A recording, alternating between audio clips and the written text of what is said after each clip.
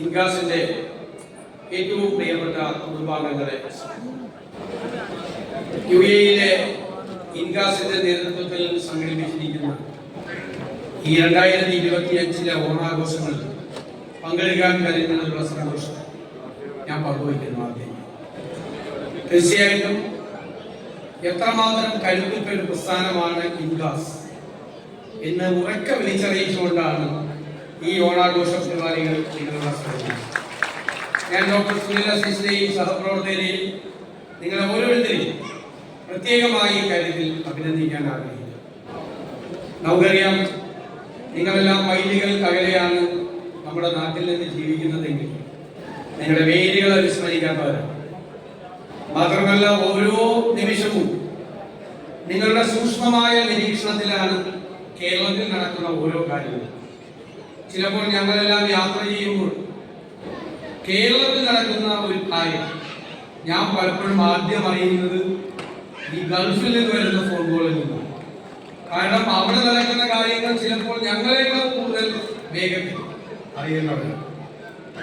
വൈകുന്നേരം നടക്കുന്ന നിങ്ങളുടെ കുടുംബ ചർച്ചകളിൽ, നിങ്ങൾ കൂട്ടുകാർ മാത്രം ഒരുമിച്ച് താമസിക്കുന്ന സ്ഥലങ്ങളിൽ എല്ലാം നടക്കുന്നത് രാഷ്ട്രീയ ചർച്ചകളാണ്. ഒരുപക്ഷെ കേരളത്തിലെ കുടുംബങ്ങളിലും കേരളത്തിലെ കൂട്ടായ്മകളിലും നടക്കുന്നതിനേക്കാൾ വലിയ തീക്ഷ്ണമായ രാഷ്ട്രീയ ചർച്ചകൾ നടക്കുന്ന സ്ഥലമാണ് യുഎഇ എന്ന് ഞാൻ പ്രത്യേകം ഈ അവസരത്തിൽ പരാമർശിക്കാൻ ആഗ്രഹിക്കുന്നു.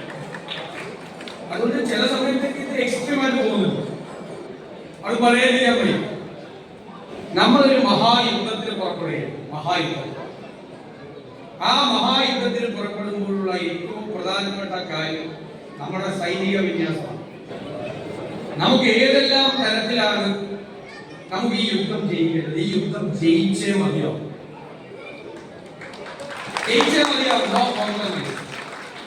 വെറുതെ ജയിച്ചാൽ പോലെ തിളക്കമാർന്ന വിജയമുണ്ടാകാം.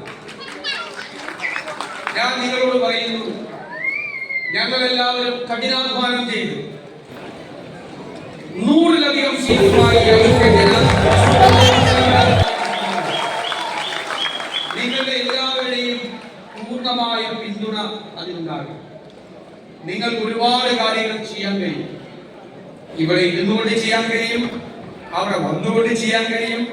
സാന്നിധ്യം കൊണ്ടും അസാന്നിധ്യം കൊണ്ടും കേരളത്തിലെ നമ്മുടെ പ്രസ്ഥാനത്തെ കരുത്തുറ്റതാക്കാൻ നിങ്ങളുടെ പ്രവർത്തനങ്ങൾ കഴിയും എന്ന കാര്യത്തിൽ യാതൊരു സംശയമില്ല.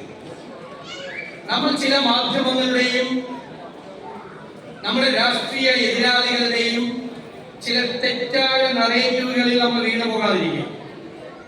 നമ്മുടെ ലക്ഷ്യം നമ്മുടെ പ്രസ്ഥാനത്തിന് ശക്തി പകരുകയാണ്. നേതാക്കളല്ല, വി.ഡി. സതീശനും സണ്ണി ജോസഫും രമേശ് ചെന്നിത്തലയും കെ.സി. വേണുഗോപാലും തന്നെ ഇന്ത്യൻ നാഷണൽ കോൺഗ്രസ് നേതാക്കൾ വന്നുപോകും. ഞങ്ങളടക്കമുള്ള നേതാക്കൾ വന്നുപോകും.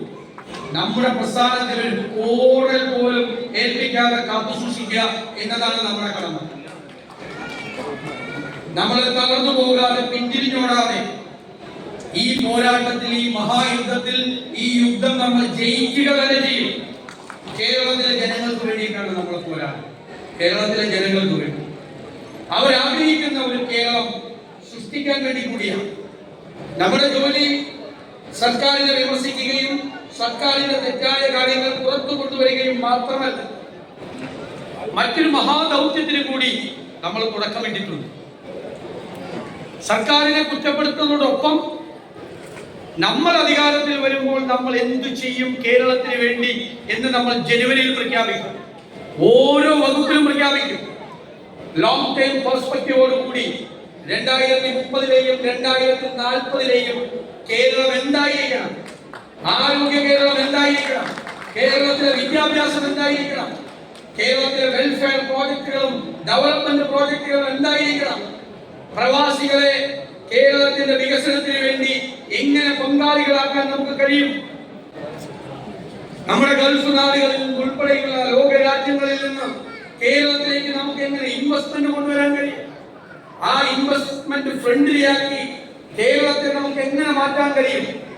കൃത്യമായ പദ്ധതികളോടുകൂടി, ആരെയും കബളിപ്പിക്കുന്നതല്ല, ക്രെഡിബിലിറ്റിയാണ് ഏറ്റവും വലിയ ഫാക്ടർ. വിശ്വാസ്യത പൂർണ്ണമായി ജനങ്ങളെ ബോധ്യപ്പെടുത്തിക്കൊണ്ട് ഓരോ കാര്യത്തിലും സമയബന്ധിതമായി നമുക്ക് എന്തു ചെയ്യാൻ കഴിയും, എന്തു നമ്മൾ ചെയ്യും എന്നുള്ള പ്രഖ്യാപനം കൂടി ജനുവരിയിൽ ഉണ്ടാകും. ഇത് ഞാൻ സന്തോഷത്തോടെ നിങ്ങളെ ഓർമ്മപ്പെടുത്തുന്നു. അതിനുവേണ്ടിയിട്ടുള്ള വലിയ തയ്യാറെടുപ്പ് എക്സ്പോർട്ടുകളും അക്കാഡമിഷ്യൻസും ഓരോ മേഖലയിലെ വിദഗ്ധരായ ആളുകൾ പങ്കാളികളായിക്കൊണ്ടുള്ള വലിയൊരു പ്രോസസ് നമ്മൾ ആരംഭിച്ചു കഴിഞ്ഞു. അതുകൂടി ലക്ഷ്യത്തിലെത്തും.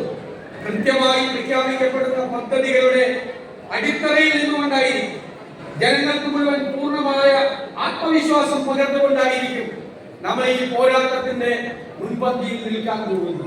എല്ലാ അർത്ഥത്തിലും ഞാൻ മനസ്സ് തുറന്ന് നിങ്ങളോട് പറയുക, എല്ലാ അർത്ഥത്തിലും നിങ്ങളുടെ പിന്തുണ വേണം, പൂർണ്ണമായി വേണം. ഏതെല്ലാം തരത്തിൽ നിങ്ങൾക്ക് എങ്ങനെയെല്ലാം അവിടെ നമ്മുടെ പ്രവർത്തനങ്ങൾക്ക് കരുത്തു പകരാൻ കഴിയും, അത് നിങ്ങൾ ചെയ്തു തരണം എന്ന് ഞാൻ വിനയപൂർവ്വമായി അഭ്യർത്ഥിക്കുക. എല്ലാവരും ഒരുമിച്ച് നിന്നുകൊണ്ടാണ് നമ്മൾ ഈ പോരാട്ടം നടത്തുന്നത്. എല്ലാവരും ഒരുമിച്ച് നിന്നുകൊണ്ട് ഒരു തർക്കവും നിങ്ങൾക്കാർക്കും വേണ്ട. സ്ഥാനമാനങ്ങൾക്ക് വേണ്ടി കടിപിടി കൂടാതെ നമ്മളെ കുറിച്ച് തെറ്റായ പ്രചരണം നടത്തുന്നവർക്ക് ചുട്ട മറുപടി നടന്നു തോളോട് തോളൊരുമി നിന്നുകൊണ്ട് നമ്മൾ ഈ പോരാട്ടം നയിക്കുകയും ഈ പോരാട്ടം നമ്മൾ വിജയിക്കുകയും ചെയ്യും. 2026 ഓണാഘോഷത്തിന് UAE ഇൻഡാസിന്റെ മുഴുവൻ പ്രവർത്തകർക്കും കുടുംബാംഗങ്ങൾക്കും അഭിമാനം പകരുന്ന തരത്തിൽ ഒരു വേദി ഇവിടെ ഉണ്ടാകും. ഈ ഓണാഘോഷം നമ്മളെല്ലാം ഒരുമിച്ച് ചേരാൻ എല്ലാ മലയാളികളെയും ജാതി മത വർഗ വ്യത്യാസങ്ങളില്ലാതെ ഒരു പ്ലാറ്റ്ഫോമിൽ ഒരുമിച്ച് കൂട്ടുന്ന ഒരു മഹത്തായ അവസരം. ഈ 2025 ഓണാഘോഷം നമ്മുടെ നാടിനെ കുറിച്ച്, നാടിന്റെ ഭാവിയെ കുറിച്ച്, ജനങ്ങളുടെ സ്വപ്നങ്ങളെ യാഥാർത്ഥ്യമാക്കാനുള്ള നമ്മുടെ തീവ്രമായ ശ്രമങ്ങൾ എല്ലാവർക്കും അടിവരയിടുന്ന ഒരു വലിയ ആഘോഷമായി മാറട്ടെ എന്ന് ഞാൻ ആശംസിക്കുന്നു. നിങ്ങൾക്കെല്ലാം ഓണമൊക്കെ കഴിഞ്ഞെങ്കിലും ഞാൻ നിങ്ങൾക്ക് എല്ലാവർക്കും ഊഷ്മളമായ ഓണാശംസകൾ നേരുന്നു. എല്ലാവരെയും അഭിവാദ്യം ചെയ്യുന്നു. തെരഞ്ഞെടുപ്പ് ഡേറ്റ് പ്രഖ്യാപിച്ചാൽ പരമാവധി പേർ അവിടെ വന്നു കൂട്ടി. വരാൻ കഴിയാത്തവരുണ്ടാകാം. അവരുടെ സ്നേഹവും അവരുടെ പ്രാർത്ഥനയും അവരുടെ പിന്തുണയും എല്ലാം ഞങ്ങളോടൊപ്പം ഉണ്ടാകും എനിക്ക് ഉറപ്പുണ്ട്. ഈ വേദി ഒരു കോൺഗ്രസ് വേദി മാത്രമല്ല, അഭിവന്ദ്യനായ APCC പ്രസിഡന്റിനോടൊപ്പം അഭിവന്ദ്യനായ പാണക്കാട് സാദിഖ് അലി ശിഹാബ് തങ്ങൾ കൂടി ഇവിടെ ഈ വേദിയിലുണ്ട്. അദ്ദേഹം മുസ്ലിം ലീഗും കോൺഗ്രസിനും UDF-നും കരുത്തുറ്റ പിന്തുണയാണ് നൽകുന്നത്. നമ്മുടെ സംസ്ഥാനത്ത് വർഗീയതയെ അടിച്ചേൽപ്പിച്ച് വിവിധ മതവിഭാഗങ്ങളെ തമ്മിലടിപ്പിക്കാൻ ചില വർഗീയ ശക്തികൾ ശ്രമിച്ചപ്പോൾ ഞാൻ പ്രത്യേകം പരാമർശിക്കട്ടെ, പാണക്കാട് തങ്ങളുടെ സാന്നിധ്യവും അദ്ദേഹത്തിന്റെ നിലപാടും ആ എല്ലാ മതവിഭാഗങ്ങൾ തമ്മിലടിക്കുന്നത് മാറി അതിനെ സൗഹാർദ്ദമാക്കി മാറ്റി. അതാണ് അദ്ദേഹത്തിന്റെ സ്റ്റാൻഡത. പ്രിയങ്കരനായ കേരള കോൺഗ്രസ് നേതാവ് ശ്രീ മോൻസ് ജോസഫ് ഇവിടെയുണ്ട്. അവരെല്ലാം ഒരുമിച്ച് ഈ പോരാട്ടത്തിൽ UDF, ഞാൻ നിങ്ങളോട് പറയുന്നു, വെറും UDF അല്ല, ഇപ്പോൾ ടീം UDF ഒരുമിച്ച് നിന്നുകൊണ്ട് ഈ പോരാട്ടത്തിൽ പോകുന്നത്.